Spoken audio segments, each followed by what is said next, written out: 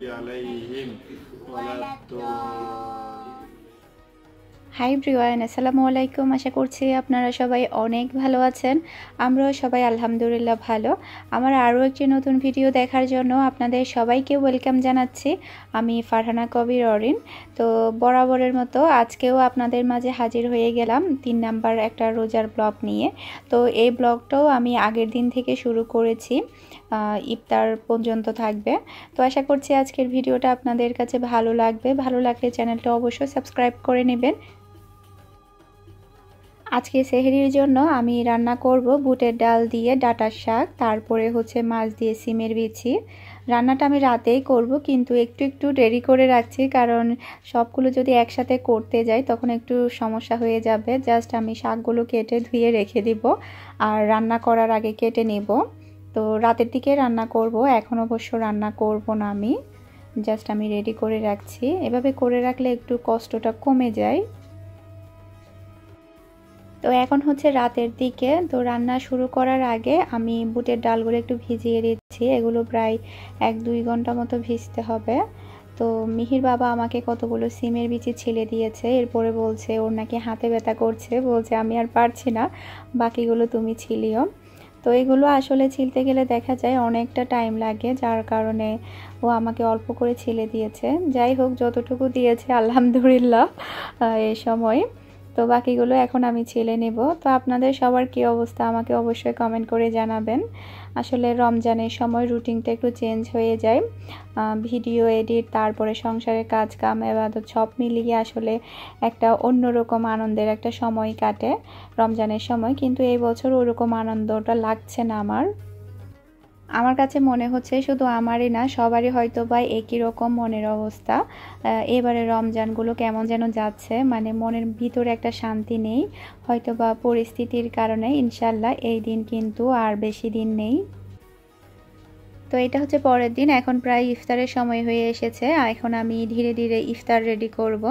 তো আজকে বুট মুড়ি কিছুই করা হবে না, আজকে আমি একটা ডিমের পুডিং তৈরি করছি এখানে।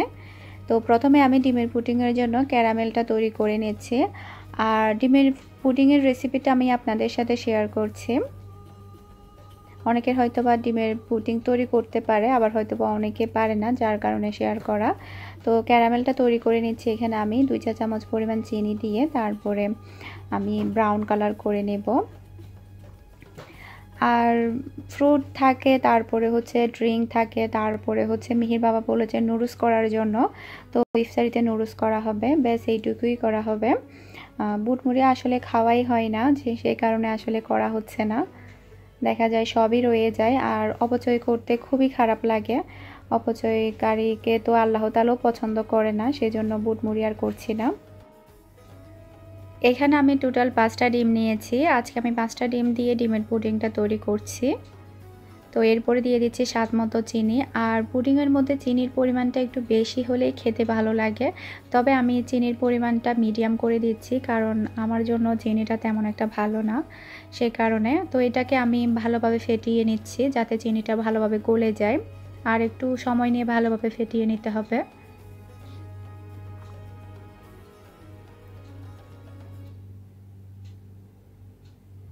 তো এটা আমার ফেটা হয়ে গিয়েছে। এরপর আমি এখন দুধ দিব 1 কাপের মতো। আর আমি সব সময় পাউডার দুধ দিয়ে ডিমের পুডিংটা তৈরি করি, কারণ পাউডার দুধের পুডিংটা বেশি খেতে ভালো লাগে, তরল দুধ দিয়ে অত বেশি ভালো লাগে না।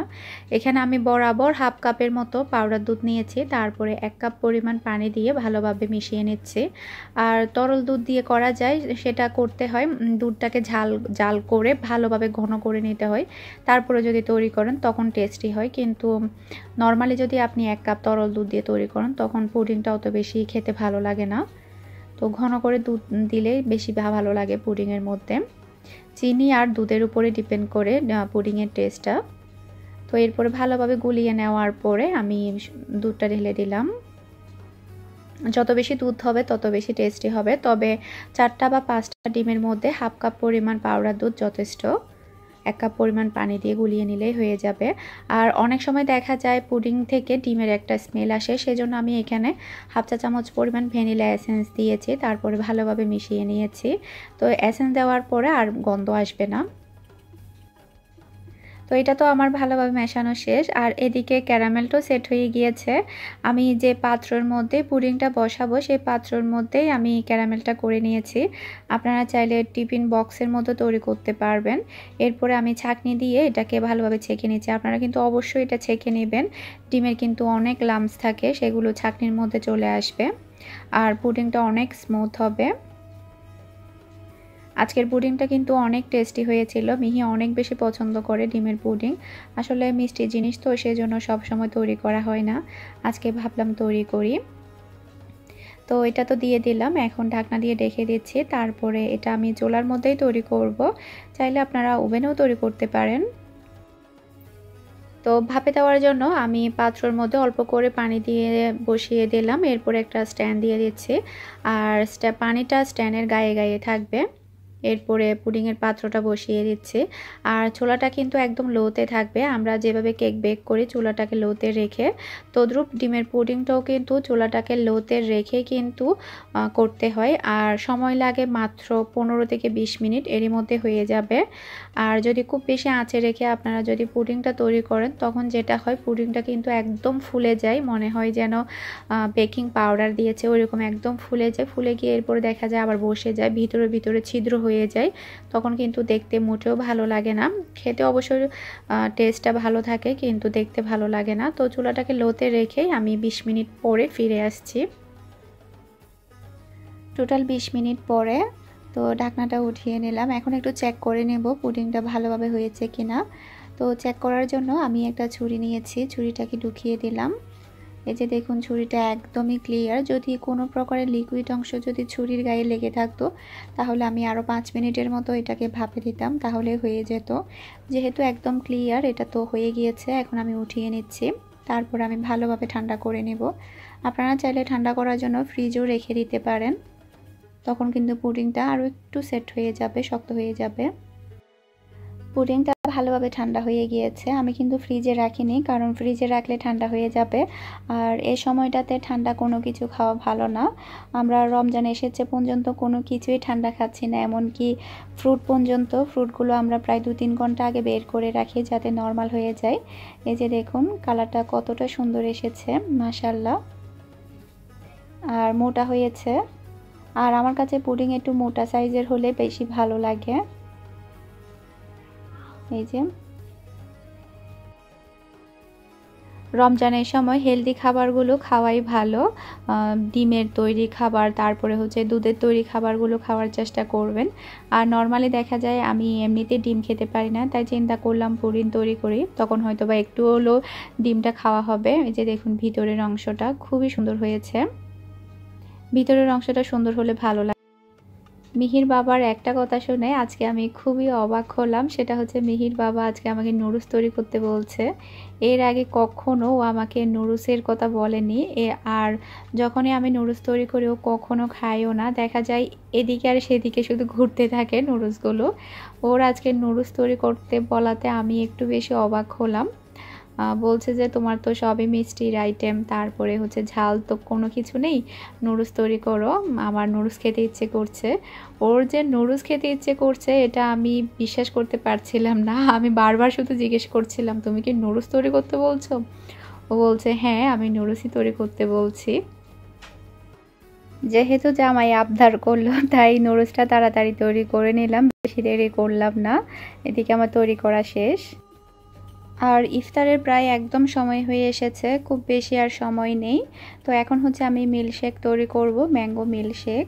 রমজানের সময় কিন্তু ইফতারিতে ম্যাঙ্গো মিল্কশেক তারপর স্মুদিগুলো খেতে অসম্ভব টেস্টি হয়, আর স্বাস্থ্যের জন্য তো খুবই খুবই ভালো। তো এখন থেকে আমরা ভাজা পোড়া খুবই কম খাবো, চেষ্টা করব একটু হেলদি টাইপের খাবারগুলো খাওয়ার জন্য, যাতে কোনো অ্যাসিডিটি না হয় কিংবা কোনো প্রবলেম না হয়। তো এখানে আমি একটা আমকে কুচি করে কেটে তারপর অল্প করে একটু দুধ দিয়ে তার প্রথমে একটু ব্লেন্ড করে নিচ্ছি, কারণ আমার ব্লেন্ডারটা তেমন একটা ভালো না। যদি আমি একসাথে সবগুলো দুধ দিয়ে দিই তখন দেখা যাবে আমগুলো গোটা গোটা রয়ে যাবে, ভালোভাবে ব্লেন্ড হবে না। তো সেই কারণে আমি অল্প করে দিয়ে আগে একটু ব্লেন্ড করে নিলাম। এরপর আমি বাকি দুধগুলো দিয়ে দিচ্ছি। যতটুকু দিতে হয় আর কি। আর লাচ্ছি খেলেও কিন্তু অনেক বেশি ভালো লাগে। আর মিল্কশেকের মধ্যে আমি চিনি অ্যাড করিনি, আপনারা চাইলে চিনিও অ্যাড করতে পারেন। যেহেতু অনেকগুলো মিষ্টি আইটেম হয়ে যাচ্ছে, চিন্তা করলাম চিনি কম খাওয়াই ভালো। আর অন্যান্য শরবতের মধ্যে তো চিনি থাকবে, বিশেষ করে লেবুর শরবতের মধ্যে। এই যে এটা আমার হয়ে গিয়েছে। আমার কাছে ম্যাঙ্গো মিল্কশেক অনেক বেশি ভালো লাগে, আপনারা চাইলে ট্রাই করতে পারেন রোজার সময়। এখন আমি নুডলসটা বাটির মধ্যে নিয়ে নিচ্ছি। আর বেশি সময় নেই, প্রায় আর 15 থেকে 20 মিনিটের মতো সময় আছে। জাস্ট এখন আমি সব কিছুই নিয়ে যাচ্ছি। আর মিহি কিন্তু আজকেও রোজা রেখেছে, বুঝতে পারছি না পাগলিটা কি শুরু করলো, প্রচুর কান্নাকাটি করছে রোজা রাখার জন্য। আজকেও পুরা দিন ও না খেয়ে আছে। ওকে আমি অনেক বলেছি কিছু খেয়ে নাও, কিন্তু কোনো কিছু খেতেই রাজি নেই। তো 5টার দিকে বলছে যে হ্যাঁ ঠিক আছে এখন খাবো, এখন আমার খিদা লেগেছে। তখন মাত্র আর 1.5 ঘন্টা সময় আছে, সারাদিন তো কিছুই খেলো না। 5টার দিকে বলছে এখন আমি খাবো, দাও আমাকে কিছু দাও। তখন আমি আর ওর বাবা বলছি, তুমি যেহেতু পুরাটা দিন তুমি না খেয়েছিলে, রোজা রাখছিলে, আর 1.5 ঘন্টা মাত্র কষ্ট করো, তাহলে তোমার একটা রোজা হয়ে যাবে। তাই ও রাজি হয়ে গেল আবার, আর কিছু খাইনি। তো কালকে থেকে হয়তো বা আর রাখতে দিব না, কারণ আসলে ছোট বাচ্চা আর গরমও অনেক বেশি। মাশাআল্লাহ বলতে বলতে আমার মেয়ে 2টা রোজা রেখে ফেললো। আসলে ঘুম থেকে ওঠার পরে অনেক বলেছিলাম ওকে কিছু খাওয়ার জন্য, কিন্তু রাজি হচ্ছিল না। বলছে ঠিক আছে রোজা রাখবো না, তবে কিছু খাবো না, তোমাদের সাথে একসাথে ইফতার করব। আসলে ও বুঝতে পারছে না গরম, তারপরে হচ্ছে এখন ছোট, আরও একটু পরে রাখলে হয়তো বা ভালো হবে। সমস্যাটা হচ্ছে আমরা যেহেতু রাতে ঘুমাই না, একেবারে সেহেরি খেয়ে ঘুমাই, আর আমরা ইফতার করার পরে রাতেও খাবার খাই না, সেই কারণে ও আমাদের সাথে একসাথে সেহেরি খাই। সেই কারণে রোজাটা রাখার প্রতি তার আগ্রহটা বেশি। যেহেতু সেহেরি খাই, ও চিন্তা করে যে সেহেরি খাওয়া মানেই তো রোজা, এইরকম আর কি। তো যাই হোক, আলহামদুলিল্লাহ। বাহিরে একটু দেখছিলাম আর মনে মনে চিন্তা করছিলাম, আগের বছর রোজার সময় বাহিরে গিয়ে কতবার ইফতার করেছি পার্কে গিয়ে, কিন্তু এই বছর যাওয়াই হবে না। তো কেমন যেন লাগছিল, প্রায় অনেক দিন ধরে বাসা থেকে বের হই না। জাস্ট একটু ছাদে যাই, বাহিরে দেখি, এতটুকুই, আর কোথাও যাওয়া হয় না। তো মিহি তো উজু করে হেজাব পরে বসে আছে, আজানের জন্য অপেক্ষা করছে। তো আলহামদুলিল্লাহ, আমাদের দ্বিতীয় রোজার ইফতার এটাই। ফ্রুট নুডলস আর হচ্ছে পুডিং, তারপরে হচ্ছে লেবুর শরবত, মিল্কশেক আর ইসুপগুল আর হচ্ছে তুকমাই একসাথেই আমি ভিজিয়েছি। আমিন। আলহামদুলিল্লাহি রাব্বিল আলামিন আর রহমানির রহিম মালিকি ইয়াউমিদ্দিন ইয়্যাকা না'বুদু ওয়া ইয়্যাকা নাস্তাঈন ইহদিনাস সিরাতাল মুস্তাকিম সিরাতাল লাযীনা আন'আমতা أنعمت عليهم غير غضب عليهم ولا الضالين آمين এখন আজান দিয়ে দিয়েছে, আমরা সবাই মিলে ইফতার করে নিচ্ছে। আমার মেয়েটার 2টা রোজা হয়ে গেল। আল্লাহ তাআলা আমার মেয়ের রোজাগুলো কবুল করুক। আর আমার মেয়ের রোজার উসিলাই হলো আমাদের সবাইকে মাফ করে, যাতে এই করোনা ভাইরাস থেকে আমাদেরকে মুক্তি দান করে। আল্লাহ তাআলার কাছে শুধু আমার এটাই চাওয়া। আর মিহিও আমাকে প্রশ্ন করছিল, বলছিল আম্মু এই করোনা ভাইরাস কখন যাবে, আমার তো আর ভালো লাগে না। তখন আমি ওকে বলছিলাম তুমি আল্লাহকে বলো, আল্লাহ তোমার কথা অবশ্যই শুনবে। ও বলছে শুধু আমার কথা শুনবে, তোমার কথা শুনবে না। আমি বলছি আমার কথাও শুনবে, তবে ছোট বাচ্চাদের কথা বেশি শুনে, কারণ ছোট বাচ্চাদেরকে আল্লাহ অনেক বেশি পছন্দ করে। তখন ও বলছে ঠিক আছে আমি আল্লাহকে বলবো করোনা ভাইরাসটা যাতে চলে যায়। তো আজকের ভিডিওটা কেমন লেগেছে আমাকে অবশ্যই কমেন্ট করে জানাবেন। সবাই ভালো থাকবেন, সুস্থ থাকবেন। আসসালামু আলাইকুম, আল্লাহ হাফেজ।